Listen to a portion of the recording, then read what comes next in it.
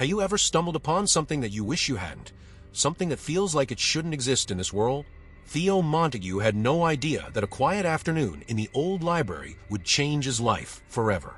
He was searching for some obscure texts on ancient rituals for his upcoming thesis, aimlessly wandering the dimly lit aisles of St. Clair's oldest library wing, a place most students avoided because of its eerie atmosphere. As he brushed the cobwebs from a forgotten section, his eyes caught a glimpse of something unusual, a book that seemed out of place, tucked away behind a false panel at the back of the shelf. Its leather-bound cover was dark, almost black, with no title, and felt unnervingly cold to the touch. When Theo pulled the book out, a sudden chill spread across the room, like the air had been sucked away, leaving only a suffocating emptiness. He hesitated for a moment, feeling a sense of dread washing over him, but curiosity pushed him forward. He carefully opened the cover, and the first thing he noticed was the writing, intricate symbols that seemed to shift on the page as though they were alive. It wasn't just ink.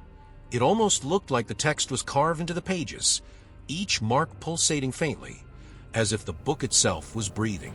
As he flipped through the pages, Theo felt a prickling at the back of his neck, like unseen eyes were watching his every move. The feeling of being observed was overwhelming, almost tangible, but when he looked around, there was no one there. Only the shadows seemed to grow deeper, and the distant creak of the library's ancient wood echoed through the silence, like a warning. Suddenly, he heard a faint whisper, a voice, soft and unintelligible, as if coming from within the book itself. He leaned in closer, and the whisper grew louder, the words becoming clearer, yet still indecipherable. The sensation was hypnotic, as if the book were drawing him into its depths, promising secrets beyond imagination, but at a terrible cost. Theo's pulse quickened, and the room felt colder still. He knew he should put it down, that this book was not meant for him or anyone. But as if in a trance, he continued reading, unable to break away from the invisible grip it had on him. Before we delve deeper into the terrifying events that unfolded next, make sure to subscribe and hit the like button. You're going to need all the courage you can muster as we follow Theo on his descent into the unknown, into a nightmare that blurs the line between reality and the impossible. That night, Theo fell into an uneasy sleep, the strange symbols from the book still flashing in his mind like flickering shadows. He found himself back in a library, but it was different, darker, more sinister. The usual warm glow of the lamps was gone, replaced by a sickly green light that seemed to seep from the very walls. The air was thick and humid, carrying the stale, metallic scent of decaying books mixed with something else, something foul and ancient, like the smell of moldy earth that had been undisturbed for centuries. Theo's footsteps echoed unnaturally loud, and as he walked deeper into the labyrinth of aisles, the shelves seemed to grow taller, stretching far above until they disappeared into a murky ceiling, as though he were walking through a forest of paper and ink. He could hear the faint rustle of pages, but there was no wind. It was as if the books themselves were moving, whispering among each other in a language he couldn't understand. The whispers grew louder, rising from a distant murmur to a cacophony that filled his ears, a maddening symphony of voices calling his name, urging him to turn back, yet simultaneously luring him forward.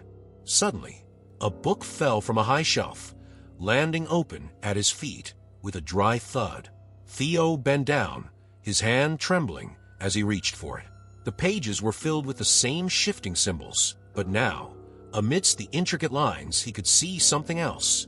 Faces, grotesque and twisted, emerging from the ink. They stared at him, their expressions locked in a silent scream. Theo tried to look away, but his eyes were glued to the grotesque images, the faces almost appearing to move, their mouths opening wider, as if trying to swallow him whole. The green light began to pulse, casting shifting shadows across the shelves, making it impossible to tell if they were alive or just figments of his imagination. Out of the corner of his eye, Theo noticed movement. A figure, barely discernible in the dim light, was standing at the far end of the aisle. It was tall, wrapped in what looked like tattered robes, with its head bowed, obscured by a dark hood. Theo's heart pounded as the figure lifted its head slightly, revealing nothing but darkness beneath the hood, an emptiness that seemed to pull all the light towards it. The whispers grew deafening, each voice speaking directly to him, promising secrets, power, and horrors beyond imagination. He felt an invisible force pulling him closer to the figure, his body moving against his will, the floor beneath him shifting like quicksand, dragging him towards that terrible darkness. Just as Theo felt himself on the verge of being swallowed by the void, he woke up in his bed, drenched in sweat, his heart racing. The room was dark and silent, but something felt off. He turned on the light, his eyes scanning every corner of the room, trying to shake off the lingering terror of the dream. As his gaze moved to his bedside table, his blood ran cold.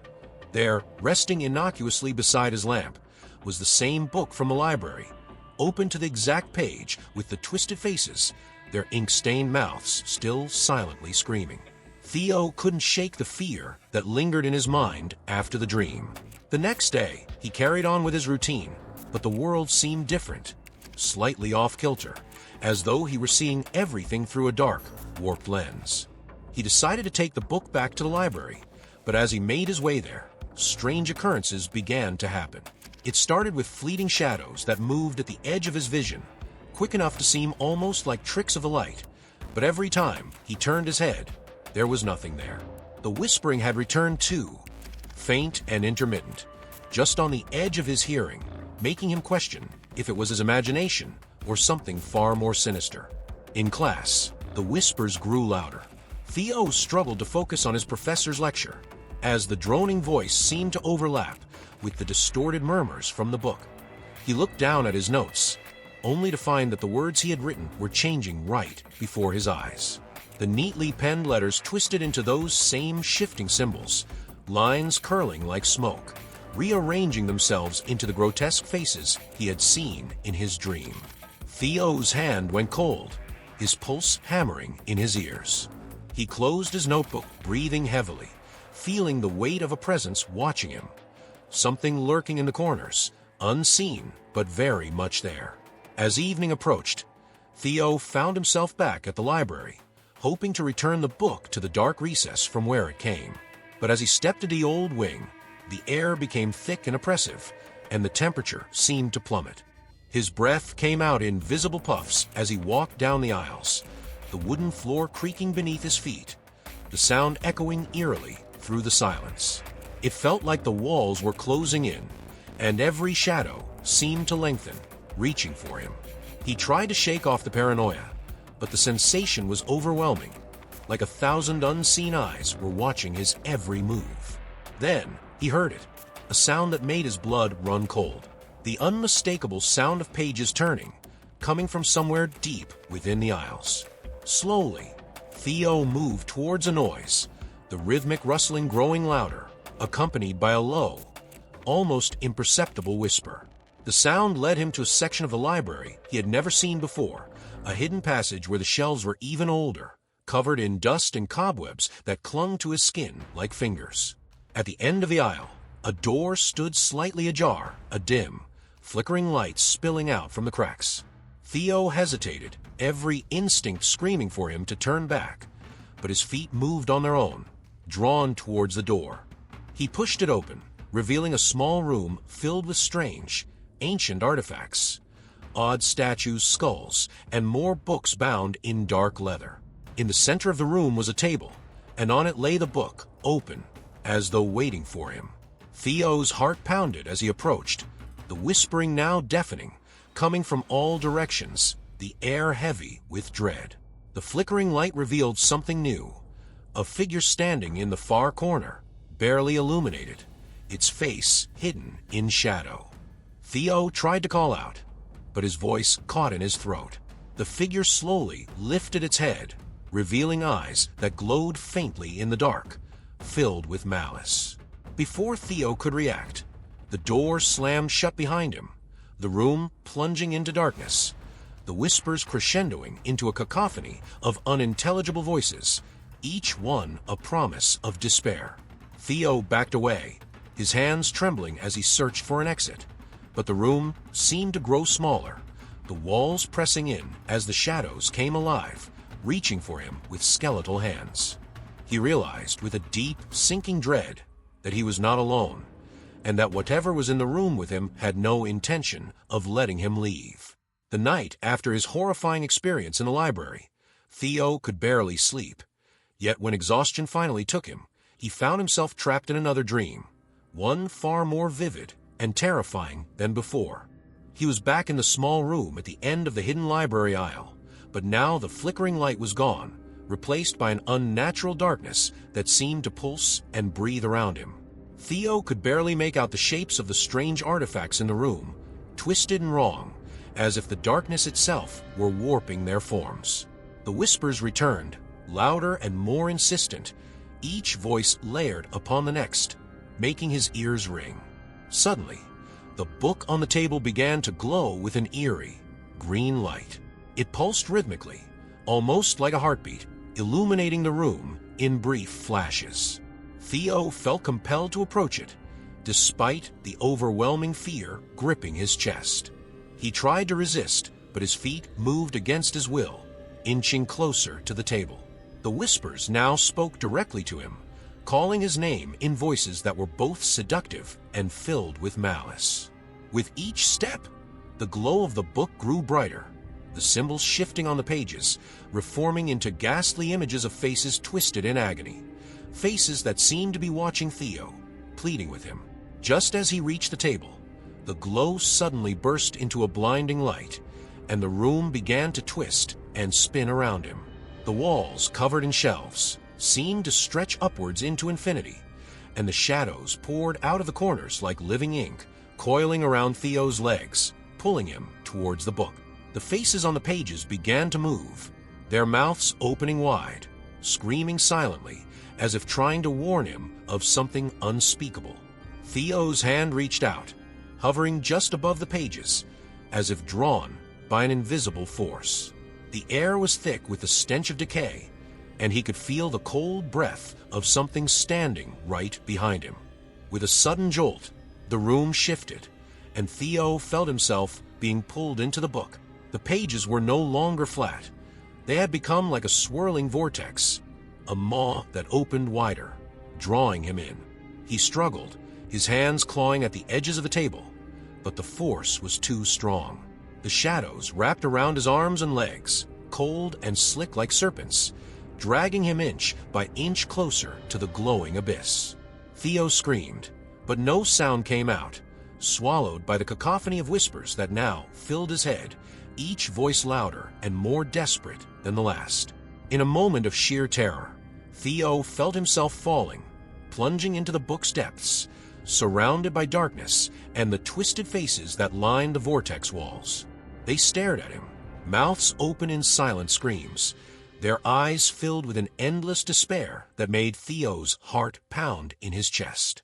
He fell deeper and deeper, the light from above fading until it was nothing more than a pinprick, and then gone entirely.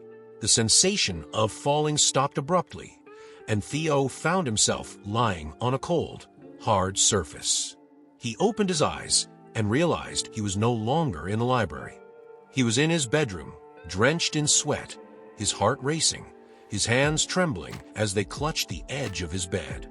It felt so real, too real. He struggled to catch his breath, his eyes darting around the room, trying to assure himself that he was truly awake. But the nightmare wasn't over.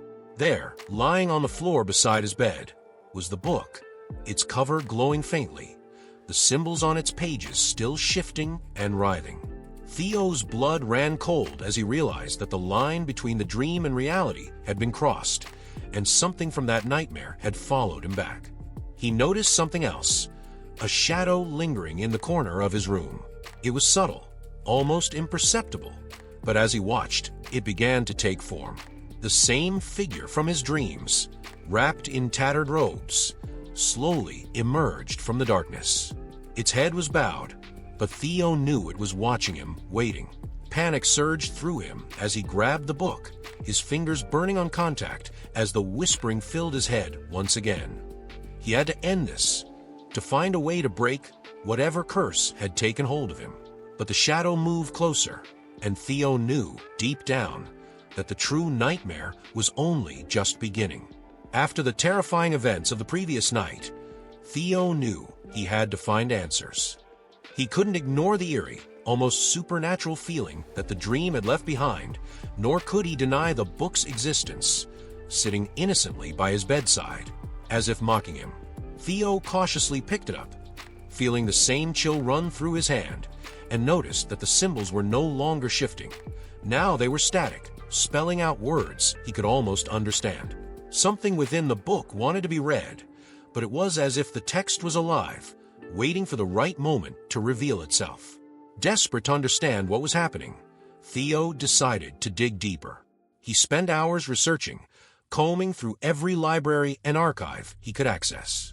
He searched for any mention of the book's symbols, anything that might explain the haunting presence in his dreams. Hidden in the university archives, Theo found an old ledger, a log of rare, restricted items kept in the library. The ledger was aged, the pages yellowed and brittle, but there, in faded ink, he found what he was looking for, a description of a book with a cover made of blackened leather, rumored to be part of a collection belonging to a secretive group of occultists.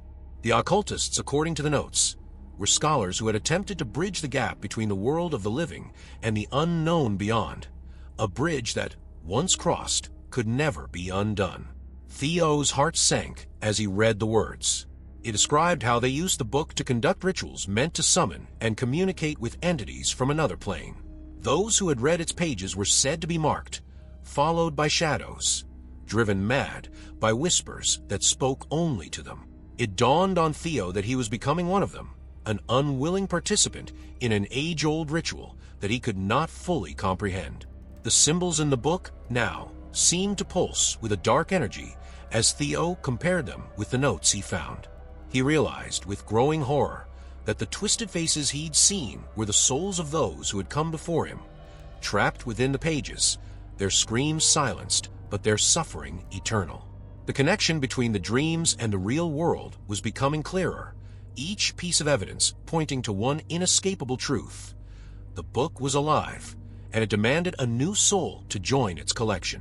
The chilling realization was like ice in Theo's veins.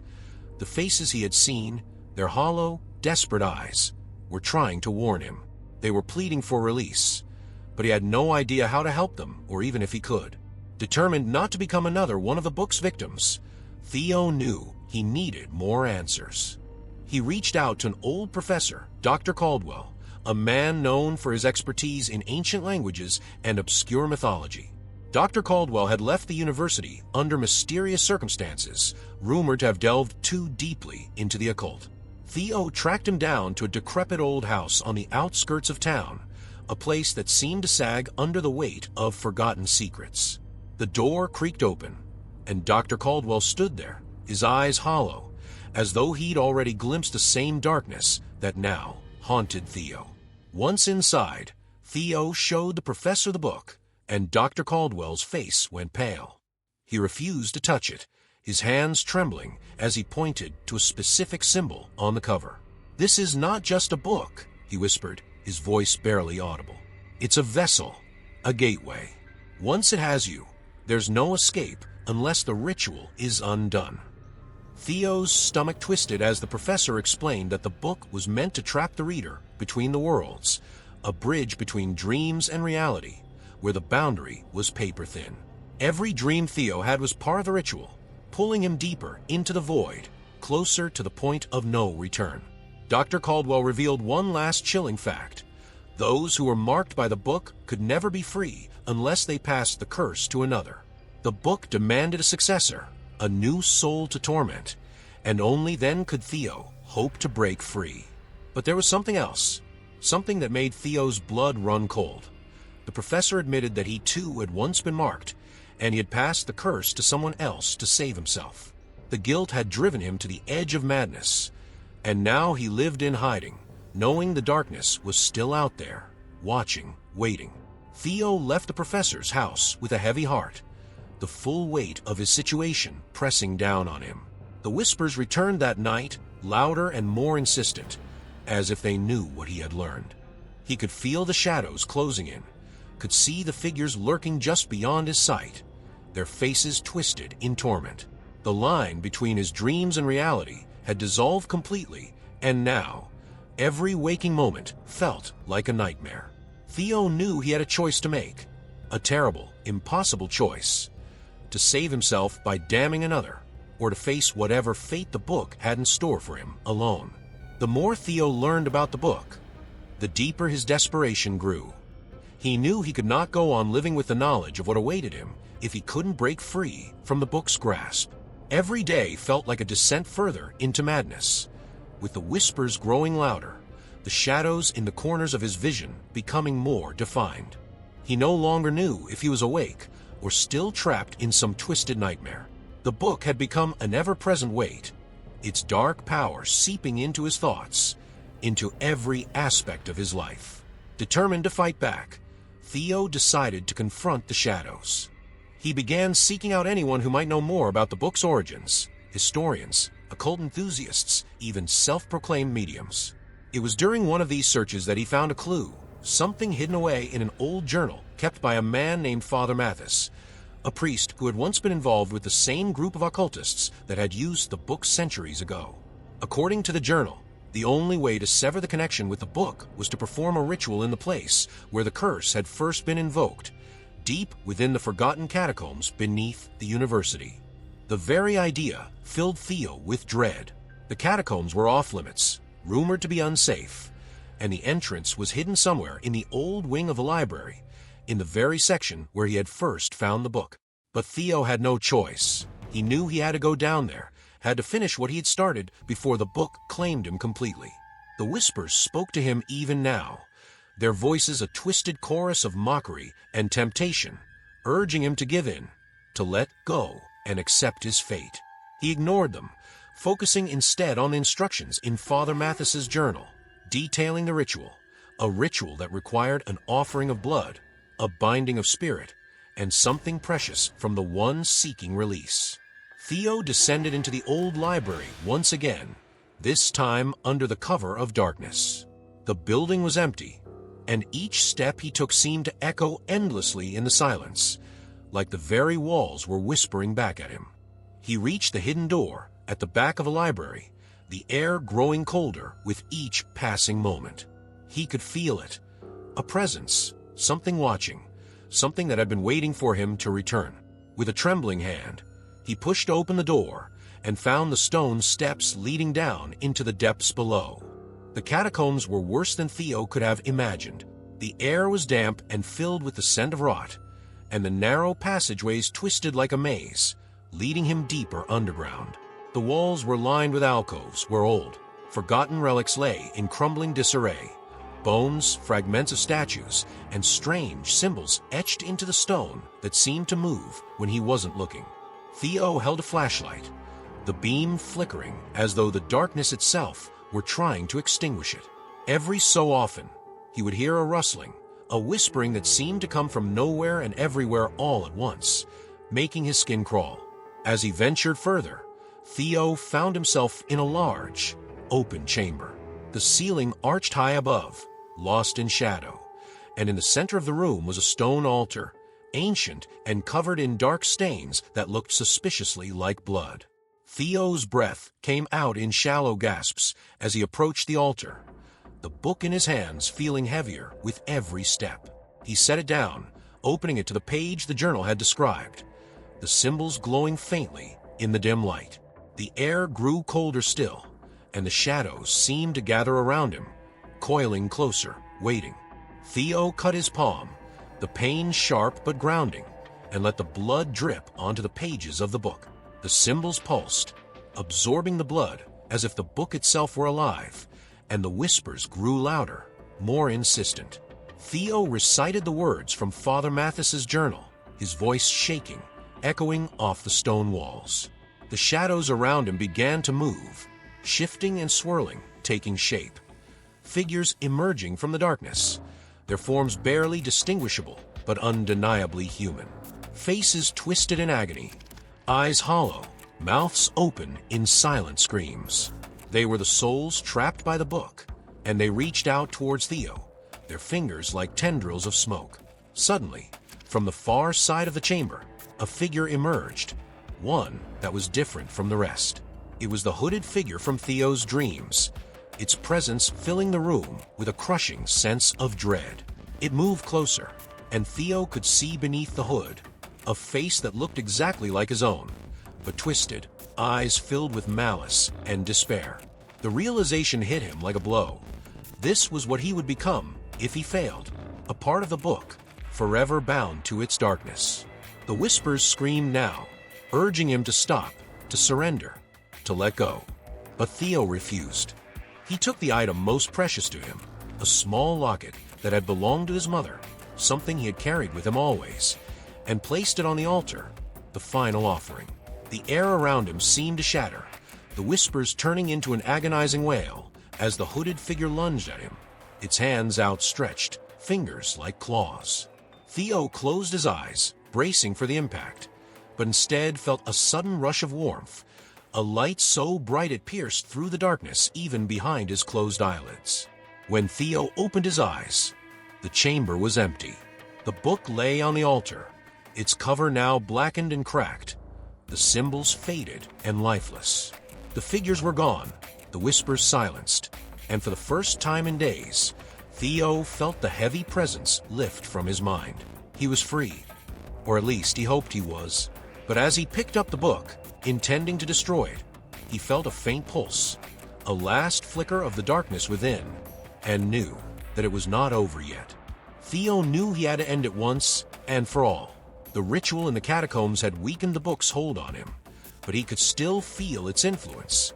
A faint whisper at the edge of his mind, a shadow that followed him wherever he went. It was not enough to sever the connection. The book had to be destroyed. But how could you destroy something that refused to die, something that was more alive than many people Theo knew? He returned home with the cursed object, determined to find a way. But the sense of foreboding had only grown stronger. That night, Theo decided to confront whatever entity lurked within the book. He had read enough, learned enough to understand that it thrived on fear, on submission. He gathered every ounce of his courage, and with trembling hands, he opened the book once again, determined to face it, to challenge the horror that had tormented him for so long. As the pages turned, a darkness began to seep from the book, filling the room like a thick fog. It crawled up the walls, covered the windows, and soon the light of his lamp was nothing more than a flickering glimmer in a sea of shadows. The whispers returned louder now, echoing from all corners of the room, 1,000 voices overlapping, mocking, threatening.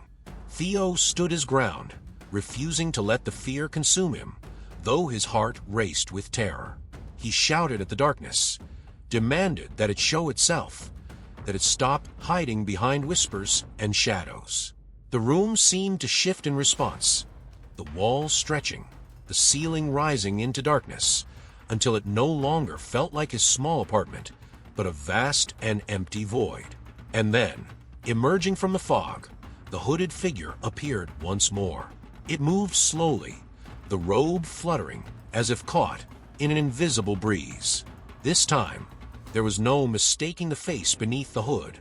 It was Theo's own, twisted and contorted, eyes filled with a hatred that seemed to pierce through him. The figure raised its hand, and the shadows began to gather, swirling into a vortex around Theo. He felt his feet being lifted from the ground, his body pulled towards the figure, as if gravity itself had reversed. He struggled, kicking against the force, but the darkness was relentless, wrapping around him, binding him, the whispers growing deafening, now not just in his ears, but in his head, in his thoughts, drowning out everything else. The hooded figure spoke, its voice like shattered glass, a voice that was Theo's, but filled with despair and rage. "You belong to me now," it hissed, each word a dagger plunged into his mind. "You cannot escape. You will be part of the book, just like the rest." Theo felt his will falter, his strength ebbing away as the darkness seemed to reach inside him, grasping at his very soul. He could see the faces from the book, dozens of them, surrounding him, their eyes wide with terror, their mouths open in silent screams. They were pleading with him, begging for release. And Theo realized that he had to do something more. The ritual had been incomplete, the offering not enough. The book demanded a sacrifice, something greater, something that could sever the connection once and for all. With the last of his strength, Theo reached for the locket that hung around his neck, the one thing left that connected him to his past, to his mother, to the life he had before all of this began. He clutched it tightly, feeling the cool metal bite into his skin.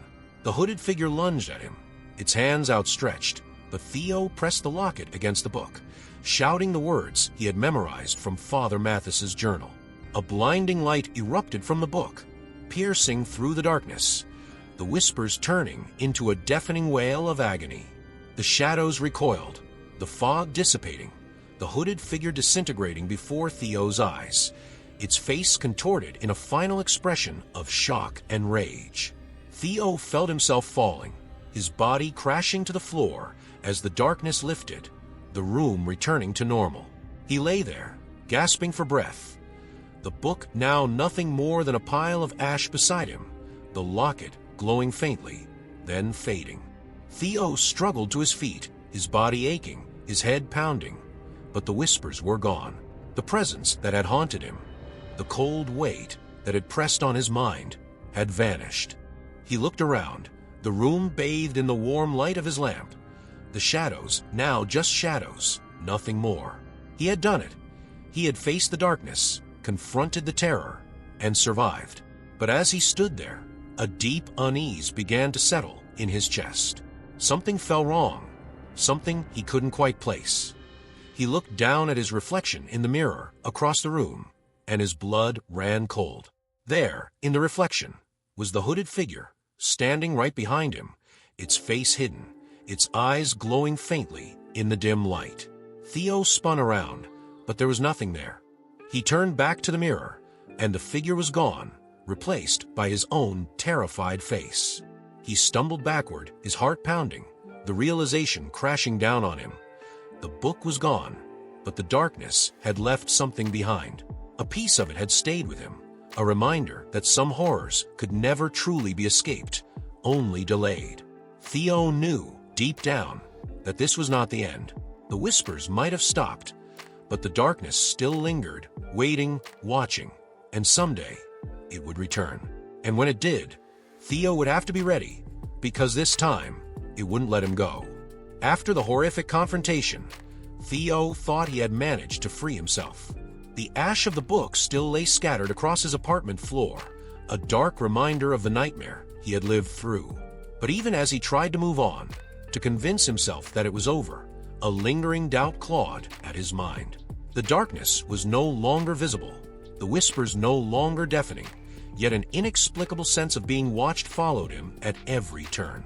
Each creak in the floorboards, each shadow that moved with the flickering lights, it all seemed to be telling him that this story was far from finished. The next morning, Theo gathered the remains of the book and decided to dispose of them, taking them to a place far from the university, far from anyone who might come across them again.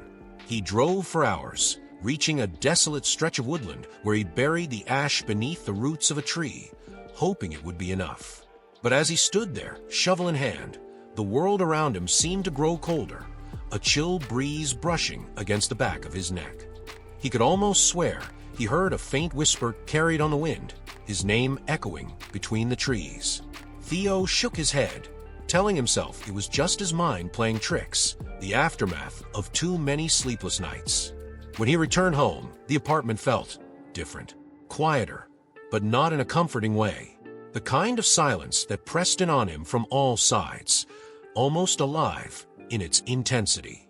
As night fell, Theo tried to sleep, telling himself again and again that the nightmare was over. But the moment he closed his eyes, the darkness returned, not in dreams, but in the emptiness behind his eyelids. He saw fleeting images of faces, the same twisted ones that had haunted the book, their mouths open in silent screams. He awoke with a start, drenched in sweat, the feeling of being pulled into that void still fresh, still terrifyingly real. The next few days passed in a haze. Theo went through the motions of his life, but the sense of being followed never left him. He noticed little things. Objects moved from where he left them, the air in his apartment occasionally growing cold for no reason, shadows that didn't seem to match the light sources. It was as if the book, though destroyed, had left a piece of itself behind, a fragment that now lived within his home, within him. One evening, as he stared into the mirror in his bathroom, he saw it again, a fleeting glimpse of the hooded figure standing behind him, gone in the blink of an eye, yet leaving Theo frozen in terror. He tried reaching out to Dr. Caldwell again, but when he called, there was no answer. Theo decided to visit the professor's house, hoping for some final answers, some way to rid himself of the lingering curse. When he arrived, the house was empty, abandoned. The windows were broken, the door hanging open, as if something had torn its way through. The place looked like it had been deserted for years, yet Theo had spoken to Caldwell just days ago. He found a journal in the ruins of the house, Caldwell's handwriting shaky and disjointed. It spoke of shadows that came at night, whispers that drove him mad, and a realization. Once marked, the darkness never truly leaves. The final entry sent chills down Theo's spine. I see them now, in every reflection, in every shadow. They're waiting for me to break, and when I do, they'll take me. Theo closed the journal, his hands trembling. He could feel it now more than ever, that presence, always watching, always waiting. He rushed out of the house, the sensation of eyes following him, and as he looked back, he could have sworn he saw figures standing in the broken windows, their outlines dark and menacing, their faces hidden. Theo returned home, the weight of hopelessness settling over him. He tried to convince himself that he could fight it, that he could resist whatever darkness still lingered.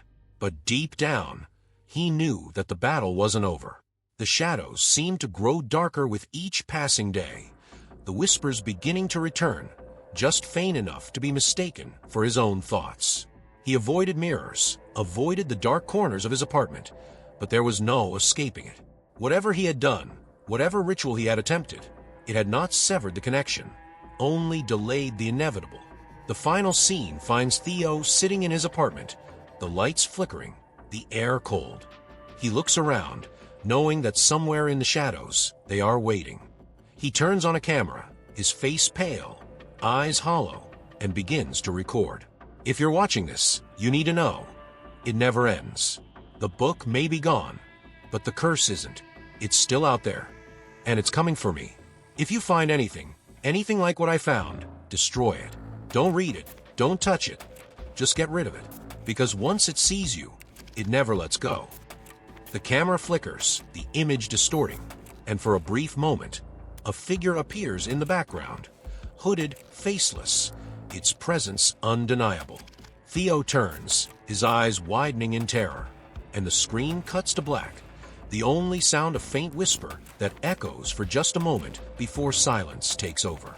And now, dear viewers, I leave you with this. What would you do if the darkness found you? Could you resist, or would you give in to its call? Let us know your thoughts in comments, and if you have ever felt that chill, that whisper in the dark, share your story. Maybe together, we can find a way to escape. And remember, sometimes the scariest things are not the ones we can see, but the ones that hide in the shadows, waiting for us to break.